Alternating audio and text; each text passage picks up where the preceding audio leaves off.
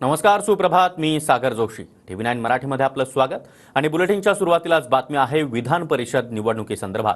उद्या विधान परिषदेच्या 11 जागांसाठी निवडणूक पार पडणार आहे आणि तत्पूर्वी आपण पाहतोय की सर्वच राजकीय पक्षांच्या आमदारांची हॉटेलवारी सुरू झाली आहे. शिंदे गटाचे आमदार हॉटेल ताज लँड्स या ठिकाणी एकत्र आहेत, तर मध्यरात्री 1 वाजता शिंदेंनी आपल्या आमदारांची भेट देखील घेतली आहे. तर ठाकरे गटाचे आमदार ITC ग्रँड हॉटेलमध्ये मुक्कामी आहेत.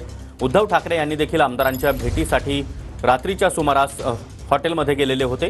तर अजित पवार गटाचे आमदार द ललित हॉटेल या ठिकाणी मुक्कामी आहेत. अजित पवार यांच्याकडून देखील आमदारांसोबत हॉटेलमध्ये जाऊन चर्चा करण्यात आली आहे.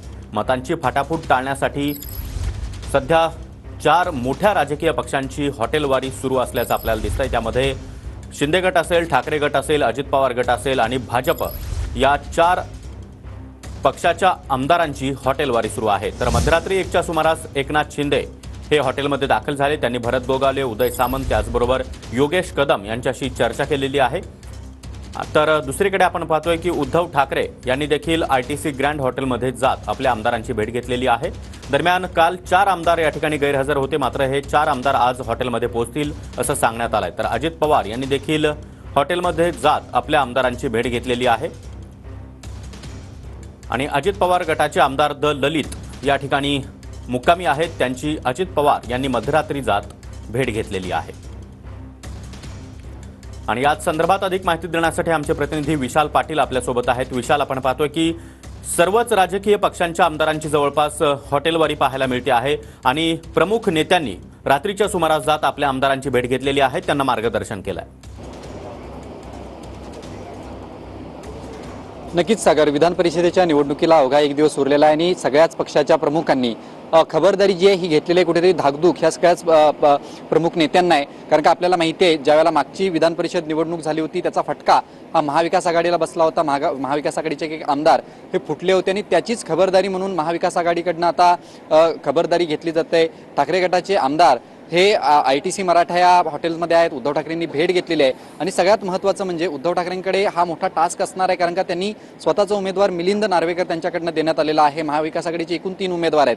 यामध्ये काँग्रेसचं जर आपण स्थिती बघितलं तर काँग्रेसची आज बैठक सुद्धा आहे. काँग्रेसचे प्रभारी त्यांच्या आमदारांना मार्गदर्शन करणार आहेत. त्यामुळे काँग्रेसकडे मतांचा कोटा जो आहे हा पूर्ण होऊन काही अधिक त्यांच्याकडे मतं जी आहेत ही उरणार आहेत. ही अतिरिक्त मतं नेमकी कोणाच्या पारड्यात जाणार, मग शरद पवार गटाकडे ही मतं जाणार की उद्धव ठाकरेंकडे जाणार, याच्या बाबतीत बैठकांचं सत्र जे आहे हे सुरू आहे. दुसरीकडे जर आपण पाहायला गेलं तर महाविकास आघाडीचा 3रा उमेदवार जो आहे हा जयंत पाटलांना देण्यात आलेला आहे. शेकापचे जयंत पाटील आहेत, ते राष्ट्रवादी शरद पवार गट यांच्याकडनं पुरस्कृत उमेदवार आहेत. त्यामुळे त्यांना सुद्धा मतं जी आहेत ही कमी पडत आहेत. ही मतं नेमकी कशी जमा केली जाणार किंवा ही उभी केली जाणार हा एक महाविकास आघाडीकडे प्रश्न आहे. मात्र मागचा निवडणुकीचा विधान परिषदेचा आपण आढावा घेतला तर मागच्या याच्यामध्ये फटका जो आहे हा महाविकास आघाडीला बसला होता. महाविकास आघाडीचे काही आमदारांनी थेट मतदान जे आहे हे महायुतीच्या उमेदवारांना केलं होतं.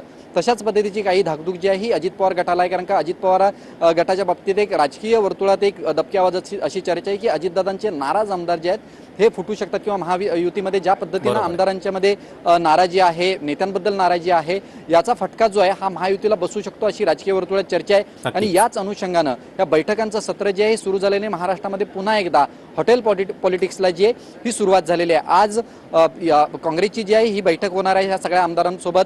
काँग्रेसचे नेते नेमका आमदारांना, त्यामुळे या सर्व घडामोडींकडे आपलं लक्ष असणारच आहे. वेळोवेळी ताज्या अपडेट्स आम्ही तुमच्याकडून घेत राहू. धन्यवाद या माहितीसाठी.